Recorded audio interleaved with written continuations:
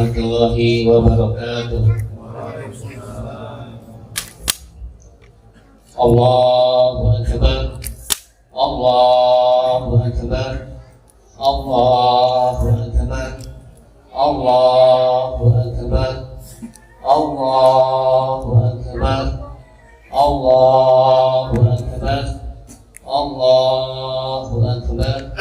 La ilaha illallah, Allahu Akbar, Allahu Akbar, walillahil hamd. La ilaha illallah wa sadaqah wa'dah wa nasara abdah wa ghalaba hizbah wa hazama ahzabah. La ilaha illallah wa la na'budu illa iyyahu mukhlishin lahuddin wa karihal kafirun wa karihal munafiqun. Asyhadu an la ilaha illallah, asyhadu an la ilaha illallah lahul mulku wa lahul hamdu wa huwa ala kulli syai'in qadir, wa asyhadu anna Muhammadan abduhu wa rasuluh.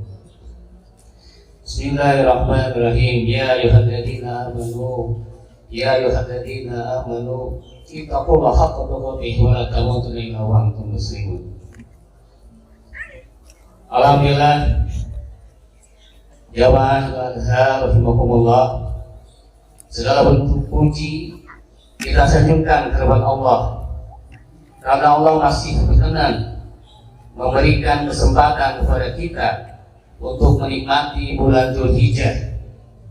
Di bulan ini, di tahun ini, bulan ini adalah salah satu bulan yang dimuliakan dalam Islam, bulan yang penuh dengan keberkahan dan kesempatan untuk memperbanyak ibadah. Maka sudah sepatutnya kita mengisi hari-hari kita dengan berbagai amalan yang mendekatkan diri kepada Allah Subhanahu wa Ta'ala. Salah satu cara terbaik untuk mengekspresikan rasa syukur kita atas segala nikmat dan karunia yang telah diberikannya adalah dengan membukanya kumpulan takbir, tahmid, dan tahlil. Allahu Akbar, Allahu Akbar, Allahu Akbar, walillahil hamd. Rasa syukur kita kemudian kita sempurnakan dengan menyembelih hewan kurban. Kurban adalah bentuk nyata dari pengabdian kita kepada Allah dan upaya untuk selalu meningkatkan diri dalam setiap aspek kehidupan kita. Dengan mengekspresikan rasa syukur melalui ibadah kurban, kita berharap dapat meraih ridho Allah dan menjalani hidup dengan penuh berkah dan rahmatnya.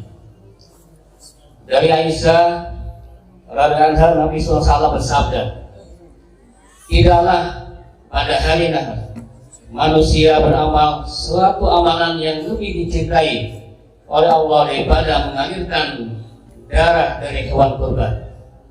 Ia akan datang pada hari kiamat dengan tanduk kuku rambut hewan kurban tersebut, dan sungguh darah tersebut akan sampai kepada ridho Allah sebelum tetesan darah tersebut jatuh ke bumi.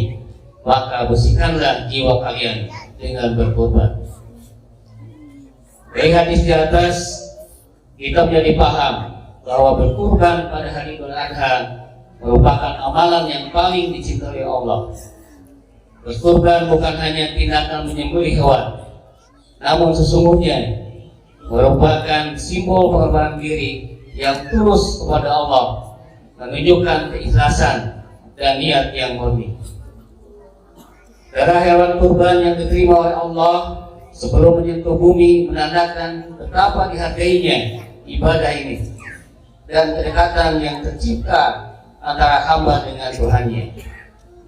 Selain itu, berkurban membersihkan jiwa, meningkatkan keimanan dan ketakwaan, serta mengajarkan kepedulian sosial dengan berbagi dan kurban kepada fakir miskin. Hewan kurban yang akan datang pada hari kiamat menjadi bukti betapa pahala yang kita terima sungguh berlipat ganda. Ya ma'asyiral rahimakumullah. Di hari raya Idul Adha kita memang disunahkan untuk memotong hewan kurban sebagai unta, sapi, kerbau ataupun domba pada tanggal 10, 11, 12, dan 13 Dzulhijjah. Lahiriahnya kita menyembelih hewan kurban, namun hakikatnya adalah kita harus menyembelih segala bentuk kecintaan kita pada duniawi yang dapat mengurangi bahkan menghalangi kadar kecintaan kita kepada Allah Subhanahu wa Ta'ala. Ketika kecintaan duniawi melebihi cinta kepada Allah, membuatnya serakah, menghalalkan segala cara, zalim, dan menindas orang lain, ibadah kurban melatih diri agar tidak tertawan oleh cinta duniawi. Karenanya bagi kita yang memiliki kemampuan, maka bagi kita berkurban karena Allah. Sebab bukanlah darah dan daging itu yang mengundang keridhaan Allah, tetapi hanya ketakwaanlah yang dapat mencapainya.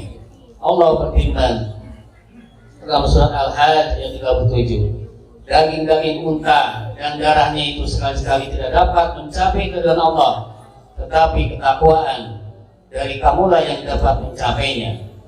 Demikianlah Allah telah menundukkannya untuk kamu supaya kamu mengagungkan Allah terhadap hidayahnya kepada kamu, dan berilah kabar gembira kepada orang-orang yang berbuat baik. Jamaah Idul Adha rahimakumullah. Idul Adha adalah salah satu ritual keagamaan yang kaya akan makna simbolis dan metamorfosis dan sepatutnya ditafsirkan dalam konteks nilai-nilai universal Islam. Ada banyak pesan dan pelajaran penting yang bisa kita petik dari perayaan ibadah kurban ini. Salah satunya adalah keberhasilan Nabi Ibrahim alaihissalam dan Siti Hajar dalam proses mendapatkan, mendidik dan mengasuh anak mereka Ismail alaihissalam menjadi generasi yang kuat dan tangguh. Mari kita bahas sedikit tentang pola asuh yang diterapkan Nabi Ibrahim dalam mendidik putranya. Wahai anakku, aku melihat dalam mimpi bahwa aku menyembelihmu. Bagaimana pendapatmu? Nabi Ibrahim telah melibatkan putranya dalam bermusyawarah untuk memecahkan persoalan yang sangat pelik dan pahit. Padahal Ismail baru berusia 13 tahun. Ini menunjukkan betapa Ibrahim sangat menyadari pentingnya mempersiapkan anaknya untuk menghadapi kenyataan hidup yang tidak selalu mudah. Dengan melibatkan Ismail dalam diskusi mengenai perintah Allah untuk pengorbanan, Ibrahim mengajarkan bahwa hidup penuh dengan tantangan yang memerlukan keberanian, kesabaran, dan keimanan yang kuat. Anak-anak yang memiliki ruang untuk berpartisipasi dalam diskusi akan terpupuk rasa tanggung jawab dan membantu mereka mengembangkan keterampilan problem solving dan ketahanan mental. Dengan komunikasi yang terbuka dan saling percaya antara orang tua dan anak, mereka akan merasa didengarkan dan dihargai pendapatnya. Mereka akan lebih percaya diri dan siap menghadapi berbagai situasi sulit. Mereka tidak akan mudah jatuh. Mereka tidak akan mudah kabur seperti stroberi, melainkan akan tumbuh menjadi individu yang kuat dan tangguh. Pola asuh demokratis ala Nabi Ibrahim alaihissalam adalah cermin yang bisa kita jadikan ukuran, contoh dan teladan dalam kehidupan kita. Pola asuh ini sangat relevan dalam menghadapi fenomena generasi stroberi. Istilah generasi stroberi pertama kali diperkenalkan oleh jurnalis Taiwan pada tahun 2000-an. Istilah ini digunakan untuk menggambarkan generasi muda yang tumbuh dalam kemakmuran dan kondisi yang lebih nyaman dibandingkan generasi sebelumnya, sehingga mereka dianggap lebih rapuh secara mental dan emosional. Generasi stroberi seringkali terlihat cerdas dan pintar secara lahiriah, namun memiliki kepribadian yang rentan terhadap tekanan, kurang tahan banting, dan mudah merasa kewalahan. Mereka juga cenderung lebih sensitif terhadap kritik dan lebih mengutamakan keseimbangan antara kehidupan kerja dan pribadi. Kelemahan utama mereka adalah ketidakmampuan untuk menghadapi kesulitan dan tantangan hidup dengan tegar yang disebabkan oleh pola asuh yang terlalu protektif dan nyaman. Selain itu, mereka seringkali tergantung pada teknologi dan media sosial yang dapat memperburuk perasaan rentan dan stres. Jamaah rahimakumullah. Karenanya, marilah kita meneladani pola asuh demokratis ala Nabi Ibrahim alaihissalam. Mendidik anak tidak hanya sebatas memberikan mereka pengetahuan yang cukup, namun anak-anak juga harus memiliki kemampuan untuk menghadapi kerasnya hidup. Anak-anak juga harus dipersiapkan menjadi generasi yang mampu menghadapi masa depan dengan percaya diri dan ketahanan yang kuat. Ini adalah pelajaran yang berharga yang dapat kita ambil untuk menghindari fenomena generasi strawberry dan membentuk generasi yang tangguh, memiliki mental kembali dan pulih atau bangkit setelah menghadapi kesulitan, tekanan, atau perubahan dan sikap menghadapi berbagai tantangan hidup. Tentunya dengan mencetak generasi yang cager, bager, dan pintar, tentunya ini telah memberikan modal generasi depan yang lebih kuat. Barakallahu fiikum.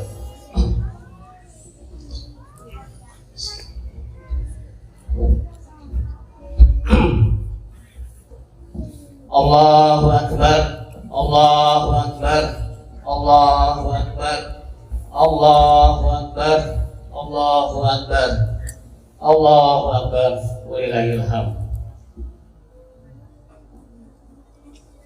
Mungkin ada saudara kita, keluarga kita, sahabat kita, atau tetangga kita kemarin berkumpul di Padang Arafah, wukuf di Arafah, dan yang kita doakan semoga mereka semuanya menjadi haji yang mabrur. Amin.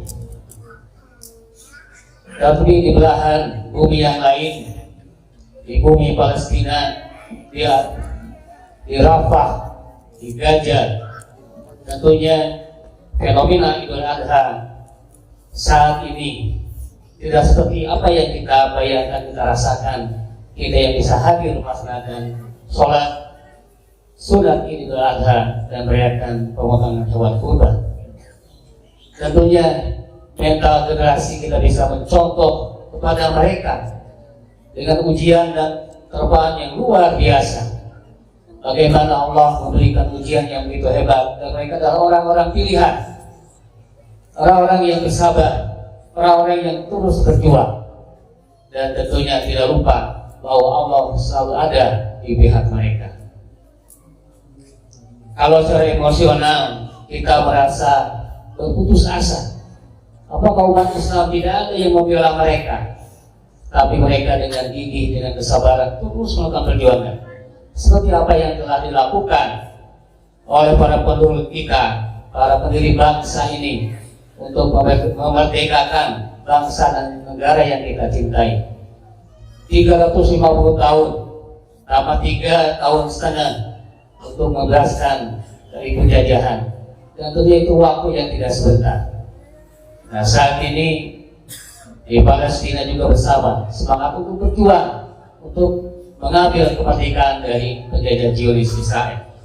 Dari tahun 48 sampai 2024 saat ini mereka masih menghadapi bagaimana kekejaman Zionis Israel. Tapi Allah memberikan kemenangan-kemenangan yang tidak kita perkirakan. Meskipun saat ini yang syahid hampir 30.000 jiwa, tapi ternyata seluruh mata dunia, seluruh dunia, beberapa negara saat ini mengakui kemerdekaan Palestina. Allahu Akbar.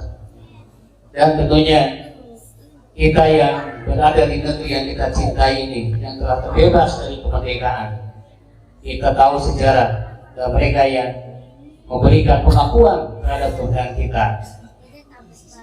Mari kita maksimalkan doa-doa terbaik kita bagi saudara kita di Palestina. Mari kita maksimalkan dukungan-dukungan moral kita, dukungan-dukungan yang lainnya, baik secara aksi, baik secara medsos, medsos dan yang lainnya. Itulah mungkin kekuatan iman kita saat ini. Dan kita yakin bahwa saudara kita di Palestina telah tangguh dan berjuang karena membentuk generasi-generasi yang tangguh tadi untuk siap menghadapi segala cobaan. Dan karena itu kita berdoa pada Allah Subhanahu Wa Taala, semoga kita dimudahkan, dihindarkan dan diberikan kekuatan dalam memikul amanah untuk menjadi hamba Allah dan khalifah fil ardi. A'udzubillahi minasyaitonirrajim. Bismillahirrahmanirrahim. Alhamdulillahirabbil alamin. Arrahmanir rahim. Maliki yaumiddin. Iyyaka na'budu wa iyyaka nasta'in. Ihdinas siratal mustaqim. Siratal ladzina an'amta 'alaihim ghairil maghdubi 'alaihim waladdallin. Allahumma shalli 'ala Muhammad wa 'ala alihi wa sahbihi. Amin. Allah ya rabbal alamin. Allahumma ighfir lil muslimina wal muslimat wal mu'minina wal mu'minat al-ahya'i wal amwat ya arhamar rahimin. Allahumma inna nas'aluka salamatan fid din wa afiyatan fil jasadi wa ziyadatan fil ilmi wa barakatan fil rizqi wa taubatan qabla al-maut wa rahmatan indal maut wa rahmatan ba'dal maut. Allahumma hawwin 'alaina fi sakratil maut wa najatan min al-'adhabil hisab. Qul lahumma malikal mulki tu'ti mulka man tasha' wa tanzi'u mimman tasha' wa tu'izzu man tasha' wa tudhillu man tasha' bi yadikal khair innaka 'ala kulli syai'in qadir. Tulijul laila fil nahari wa tulijul nahara fil lail wa tukhrijul hayya minal mayyit wa tukhrijul mayyita minal hayy wa tarzuqu man tasha'u bighairi hisab.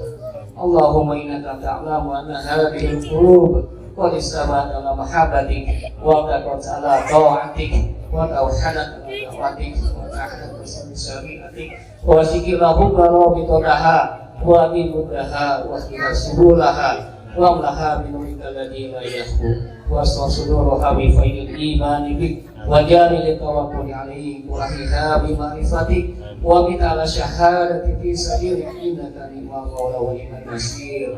Allahumma ansur al-muslimin fi Palestin, Allahumma ansur ikhwana fi Gaza, Allahumma ansur ya rabbal alamin. Rabbana atina fid dunya hasanah wa fil akhirati hasanah wa qina adzabannar. Subhana rabbika rabbil izzati amma yasifun wa salamun alal mursalin walhamdulillahi rabbil alamin.